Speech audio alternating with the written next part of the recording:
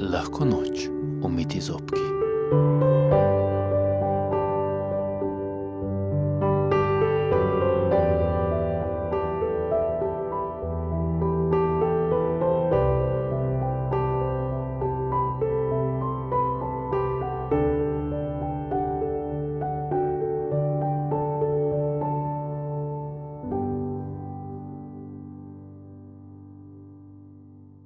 Slovenska ljudska, divji mož in huda muca.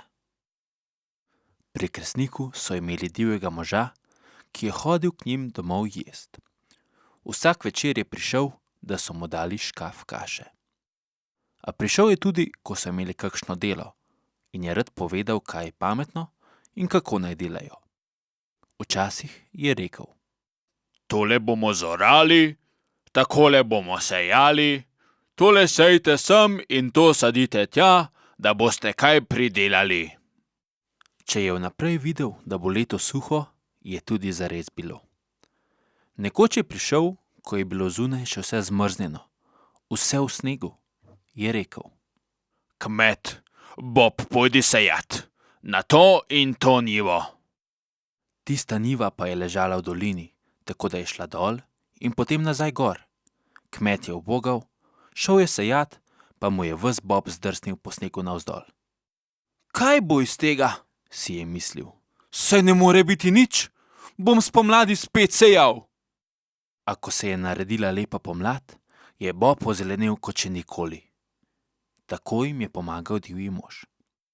Se je pa potem zgodilo, da je k Kresniku prišel medvedar, komedijant, ki je z medvedom hodil po svetu. Stopil je do Kresnika in prosil: Saj me boste prenočili, samo za eno noč. Ja, pravi kmet, jaz bi te prenočil, če ne bi enega že imel.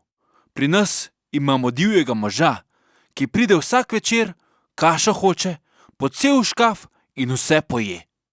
No, pravi medvedar, potem bosta z mojim medvedom ravno za skupaj.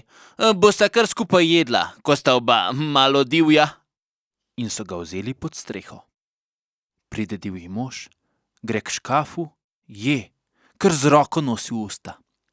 Medved rine zraven, golta, celo v škaf zleze, da bi več dobil. Zato ga divji mož mahne za uho in pravi: Pujs, ven, boš vse požrl. Medved ga zgrabi, divji mož pa nazaj. Tako sta se stepla, da nista več znala narazen. Metala sta se in metala, dlaka in lasje, vse je letelo od njiju. Nazadnje je divji mož pobegnil in ga dolgo, dolgo ni nobeden videl. Kresnik je bil vesel, bilo mu je odveč, da gre toliko kaše za divjega moža. Čez čas pa se je vendarle spet prikazal.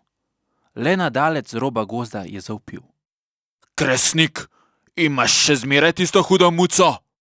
Imam, se je zlagal Kresnik. Potem jo le imej, je rekel divji mož. Naj ti tista mačka pomaga, mene ne bo več k vam. Nikoli več me ne boš videl, pa tudi sreče več ne boš imel. In ni po tistem nikdar več prišel nazaj. In ni nič več rodilo kakor prej. Kajti prej je kmet vedel, kaj naj dela, ker mu je vse povedal divji mož. Potem pa ga je po neumnem sam pregnal.